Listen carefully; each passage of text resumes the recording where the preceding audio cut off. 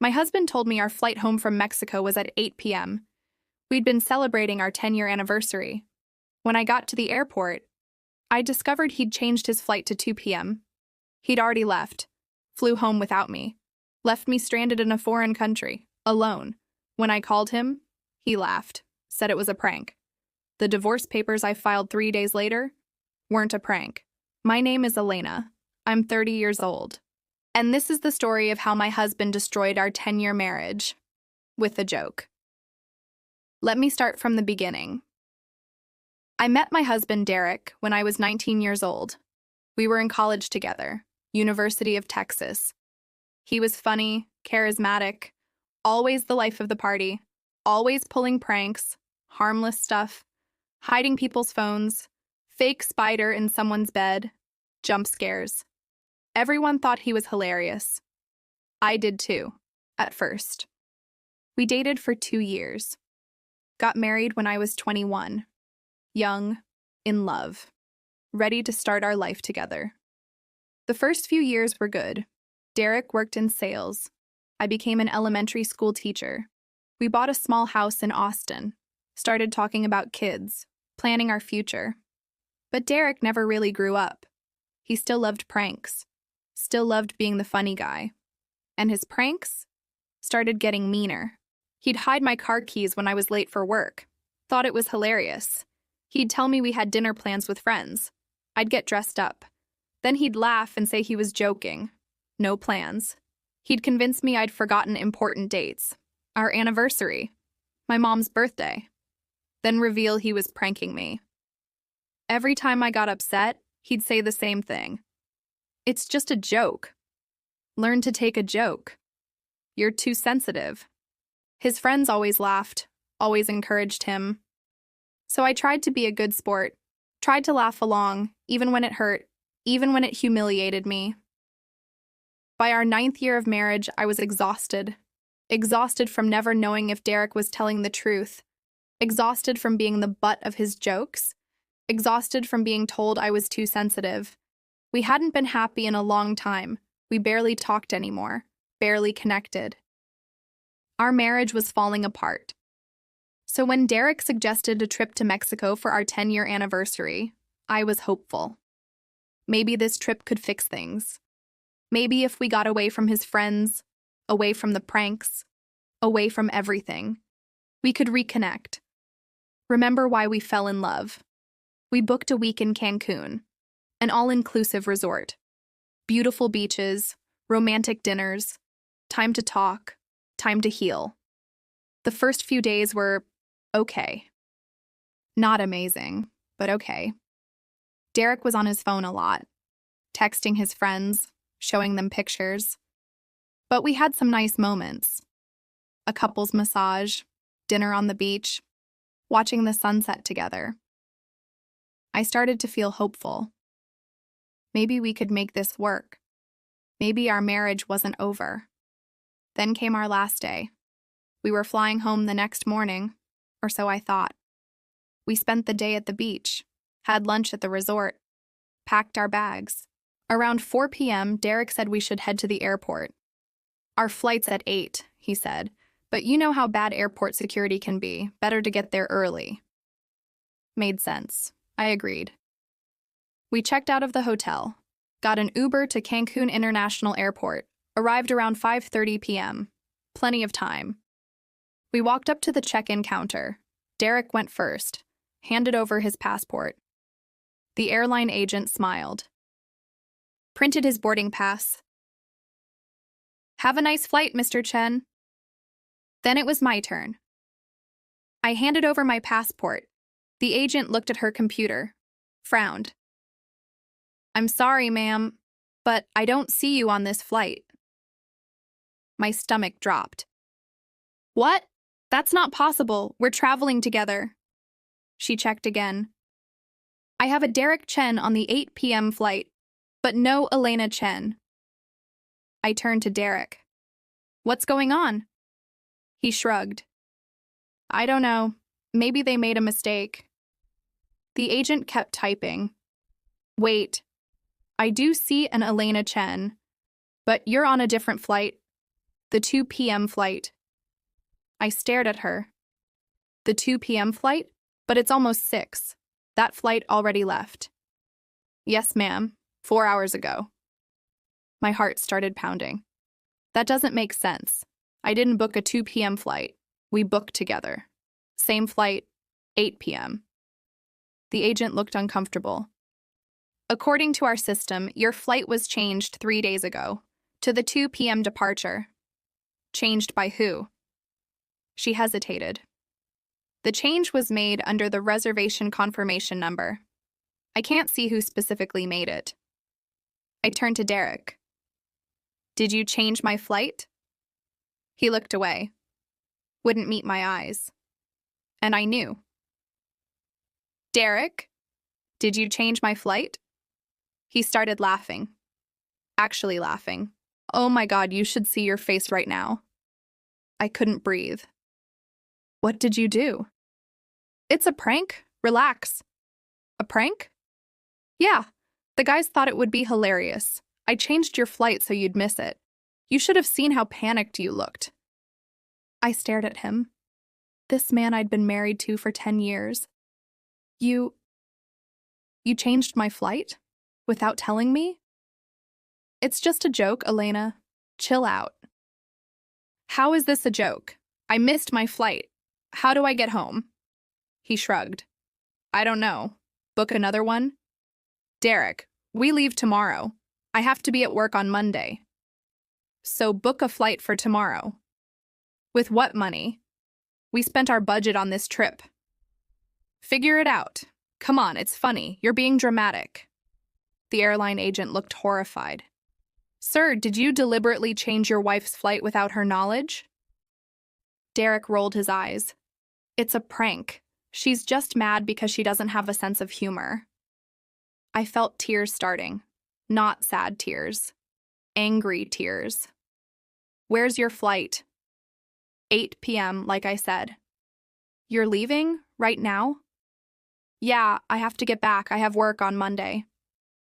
And you're just leaving me here? Elena, stop being so dramatic. Just book another flight. I'll see you when you get home. He picked up his carry-on bag, started walking toward security. I stood there, frozen, unable to process what was happening. My husband of 10 years, had just abandoned me in a foreign country. As a prank. The airline agent touched my arm gently. Ma'am, are you okay? I shook my head. No, I was not okay.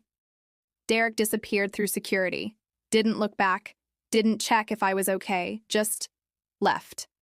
I stood in that airport, alone, in Mexico, no flight home, and I started to panic. I pulled out my phone, called Derek. He answered on the third ring. What? Derek, please, this isn't funny. I'm scared. I don't know what to do. Just book a flight, Elena. It's not that hard. I don't have money for a last-minute flight. Use the credit card. It's maxed out from this trip. Then I don't know what to tell you. Figure it out. Derek, please, don't leave me here. Oh my God, you're being so dramatic. It's a prank. Learn to take a joke. This isn't a joke. I'm alone in a foreign country. You're at an airport. You're fine. Stop being a baby. Then he hung up. He hung up on me. I tried calling back. It went to voicemail. I tried again. Voicemail. He'd turned off his phone. I stood there in the middle of Cancun airport, and I broke down crying. A security officer approached me. Señora, are you okay? I tried to explain in broken Spanish. He got someone who spoke English. I told them what happened, that my husband had left me, changed my flight as a prank, that I had no way home. They were kind. They helped me find a quiet area to sit, gave me water, let me use their phone to call the airline. The next available flight to Austin was in 3 days. Friday, it was Tuesday. The cost was $1,800, money I didn't have. I called my credit card company, begged them to increase my limit. They said no. I called my parents. They were furious. At Derek. They immediately bought me a ticket for Friday. the earliest they could get. So I was stuck in Mexico for 3 more days. Alone. I couldn't afford to go back to the resort. I found a cheap hostel near the airport, $40 a night. I had enough cash for that. I spent 3 days in that hostel, crying, barely eating, thinking about my marriage, about Derek, about 10 years of pranks, 10 years of being humiliated, 10 years of being told I was too sensitive. And I realized something. This wasn't a prank. This was abuse. Emotional abuse. Disguised as humor. And I was done. On Wednesday, I called a divorce lawyer. Right there from that hostel room in Mexico. I told her everything. She was appalled. He abandoned you in a foreign country as a joke? Yes. Elena, that's not just cruel. That's potentially illegal. Spousal abandonment is a serious issue. Can I divorce him? Absolutely. And in Texas, we can cite cruel treatment as grounds. What he did is textbook. I want to file as soon as I get home. I'll have the papers ready. Those 3 days in Mexico were the longest of my life. I barely left the hostel. I was too scared, too hurt, too angry. Derek texted me once, on Thursday. When are you coming home? That was it. No apology. No, are you okay? Just, when are you coming home? I didn't respond. Friday finally came. I took an Uber to the airport, checked in, got on that plane. I cried the entire flight. Not because I was sad, because I was furious, and because I knew what I was about to do. I landed in Austin at 6 p.m. Friday evening, took an Uber home, walked through the door of our house. Derek was on the couch, playing video games. He glanced up. Oh, you're back. Took you long enough. I stared at him. That's all you have to say? What do you want me to say? An apology would be nice. He laughed. For what? For abandoning me in Mexico, Derek. Oh my God, you're still mad about that? It was a joke. It wasn't funny. It was hilarious. The guys have been dying laughing about it all week. You told your friends? Of course. That's the whole point of a prank. The point of a prank is to humiliate me in front of your friends. You're being dramatic. That word again. Dramatic. Derek, you left me alone in a foreign country. I was terrified. I had no money, no flight home. I had to sleep in a hostel for 3 days. He shrugged. You made it home fine, see? No big deal. No big deal? Elena, you really need to learn to take a joke. This is why people think you're no fun. Something in me snapped. I want a divorce. He paused his game, looked at me. What? I want a divorce. I'm done. He started laughing again. Oh, come on. You don't mean that. I absolutely mean that. You're just mad because of the prank. You'll get over it. No, Derek, I won't. I'm done being your punchline. I'm done being humiliated. I'm done with this marriage. You're being ridiculous. I met with a divorce lawyer in Mexico. She's drafting papers. You'll be served on Monday. His face changed. You're serious. Completely serious. Elena, come on. It was just a prank. It was abuse. 10 years of pranks. 10 years of being told I'm too sensitive. 10 years of being humiliated for your entertainment. I'm done. You can't divorce me over a prank. Watch me. I went to our bedroom, started packing my things. Derek followed me. Elena, wait. Let's talk about this. There's nothing to talk about. I'm sorry, okay? I won't do it again. You said that after you hid my car keys. After you canceled our anniversary dinner. After every single prank. You always say you won't do it again, but you do. This time I mean it. I don't believe you. Where are you going? My parents' house, until I find an apartment. Elena, please, don't do this. I stopped packing, turned to look at him. Derek, when I was alone in that airport, Terrified and crying. Did you feel bad? He hesitated. I thought you'd think it was funny eventually. Did you feel bad? Not really. That's the problem. You didn't care that I was scared. You didn't care that I was alone. You only cared about the prank, about entertaining your friends. That's not true. You turned off your phone, Derek. When I called you, begging for help, you turned off your phone. He looked at the floor. I'm done. We're done. I finished packing, grabbed my suitcase, walked out. I heard him behind me. You'll regret this. I didn't respond.